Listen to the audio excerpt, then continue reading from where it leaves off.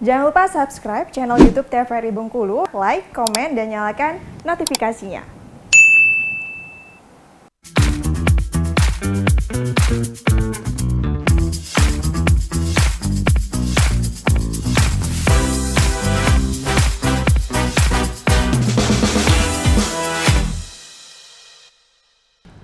Balik lagi di Opini, obrolan pagi ini masih dengan tema yang sama, yaitu tutor milenial bersama dengan Fernanda Rahmat sebagai tutor bahasa Inggris. Fernanda, sebenarnya kalau dari pengalaman Anda sendiri selama 8 bulan jadi tutor, ini untuk menjadi tutor itu ada spesifikasi khususnya nggak sih? Misalnya harus bisa apa begitu? Spesifikasi khusus mungkin kamu harus menguasai bidang yang kamu ajarin, dan juga kamu orangnya mungkin harus ekstrovert gitu Mbak. Jadi jangan yang orangnya harus memang mudah bergaul, atau kita bilangnya social butterfly lah. Jadi memang walaupun baru pertama kali ketemu orang ini, dia harus bisa lah menyesuaikan obrolannya dengan orang ini gitu. Selain itu ada nggak? Selain itu, apalagi kan tutor milenial ya. Iya Mbak, kita harus bisa memberikan media pembelajaran yang menarik, sama kayak Fernanda bilang tadi, inovatif dan kreatif. Ini kan kalau misalnya anak-anak, bukan cuma anak-anak sih, tapi juga orang dewasa. Kadang tuh kan kalau misalnya kita mengajar tuh ada masa bosannya. Nah itu untuk membangun suasana biar nggak bosan, kalau dari Anda sendiri ketika jadi tutor gimana caranya? Kalau supaya nggak bosan, Fernanda kasih semacam yel-yel atau mungkin ice breaking kita bilangnya Mbak. Jadi kayak ayo semangat dulu, kita main game dulu, atau mungkin kita kasih sebuah lagu dulu yang mereka suka gitu. Itu untuk semua kalangan sama berarti ice breaking-nya atau beda-beda? Beda-beda Mbak. Kalau anak-anak kita lebih ke motoriknya, jadi kita mungkin sentuhan atau high five, kita tos dulu, kita gini dulu. Kalau ke dewasa mungkin lebih yang mereka suka kayak dengar lagu, atau mungkin bermain yang fokus ke konsentrasi gitu.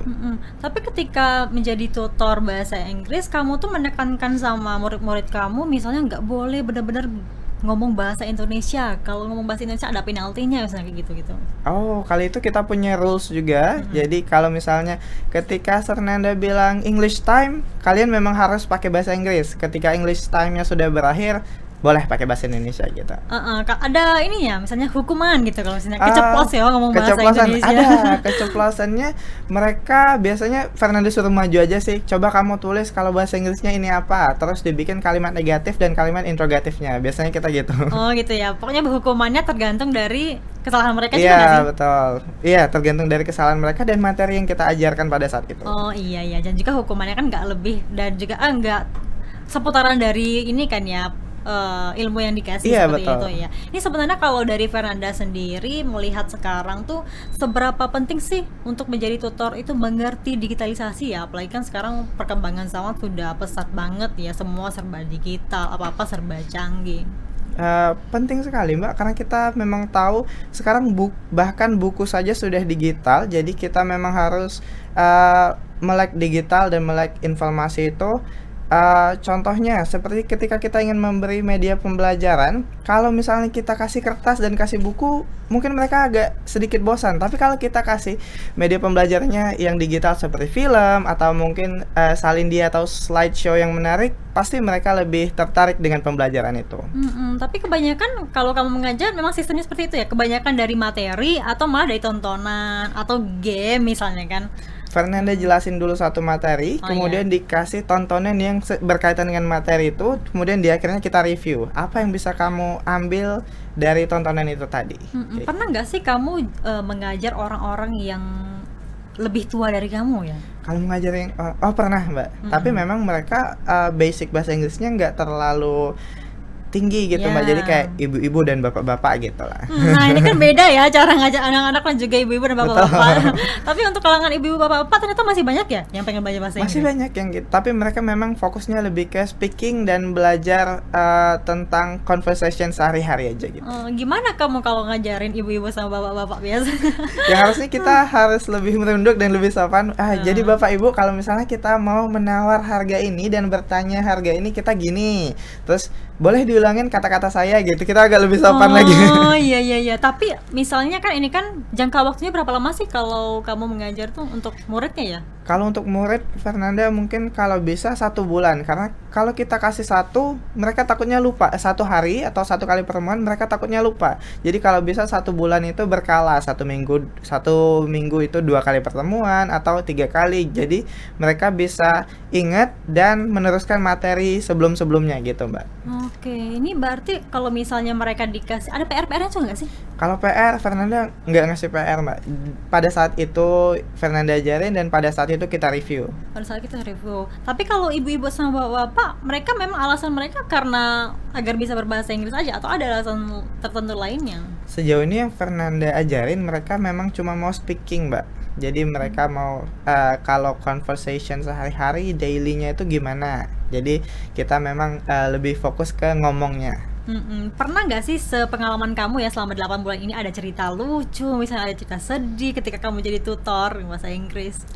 Cerita lucu, sedih mungkin Mbak. Dia sedih lah bilang salah satu murid Fernanda, dia curhat sama Fernanda. Dia tuh I don't know dia bilang cerita asli atau enggak, tapi dia bilang orang tuanya itu enggak terlalu itulah sama dia. Makanya dia dia ngomong jangan aku dimasukin les nih sebenarnya sama orang tuaku karena dia sibuk nggak mau ngurus aku. Jadi Fernanda kasih semacam pengertian, mungkin bukan gitu. Pastinya kalau dia nyuruh kamu les supaya kamu pintar nanti, supaya kamu bisa bahasa Inggris seperti itu. Jadi agak sedih lah bagi Fernanda gitu. Iya, apalagi kan anak-anak ditekankan ya Iya, untuk bisa betul. berbahasa Inggris, apalagi bukan basic mereka. Sepertinya menjadi beban ya bagi Iya, mereka. mungkin, Mbak. Tapi kalau misalnya kita belajar itu memang harus dari kemauan diri sendiri ya, bukan tanpa beban ya. Tapi kebanyakan kalau di sana tapi memang pengen atau malah kebanyakan disuruh dari orang tuanya. Mungkin awalnya kebanyakan disuruh dari orang tua, tapi taunya mereka banyak yang lanjut. Ternyata mungkin awalnya disuruh, kemudian mereka suka dan lanjut gitu. Oke, ini kan tema kita tutor milenial ya. Apa saja sih yang Fernanda selama ini ya pengalaman Fernanda lakukan untuk menjadi tutor itu, apa saja yang harus diperhatikan? Apalagi kan setiap kalangan ya yang kita ajari. Terus juga mungkin dari kemampuan diri kita. Kalau mungkin untuk tutor milenial itu kita lebih ke yang pertama, kalau Fernanda punya ada listening. Jadi kita mendengarkan dulu bahasa Inggris. Jadi kita familiar dulu sama bahasa yang akan kita pelajari. Setelah listening, contohnya lagu atau mungkin film, kita jadi tahu oh ternyata ngomongnya gini atau pronunciation-nya gini. Terus kita baru memorizing. Memorizing itu kita mengingat apa yang kita sudah pelajari dan apa yang kita dengar. Jadi sudah terekam di otak kita, barulah kita practice. Practice itu berlatihnya. Gimana kita ngomongnya, gimana cara ngomong kalimat itu. Tapi kalau Fernanda menekankan jangan menyusun kalimat dulu, karena menyusun kalimat itu terkait dengan grammar.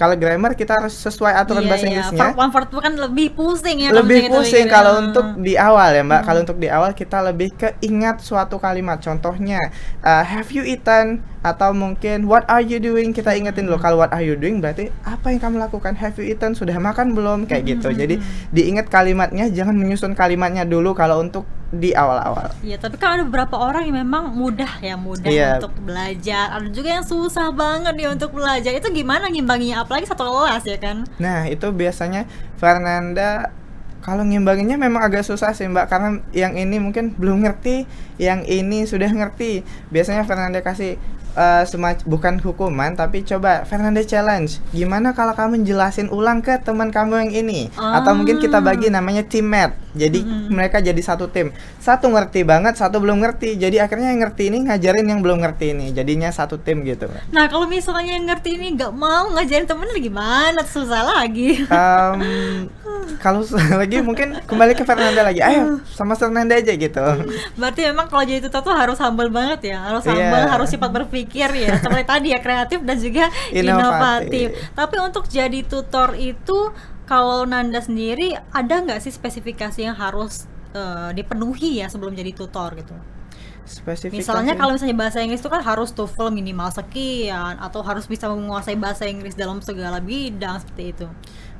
Oke, jeda dulu, kita akan bahas nanti terkait dengan tema kita, yaitu tutor milenial. Pemirsa, kami akan kembali setelah jeda pariwara berikut ini.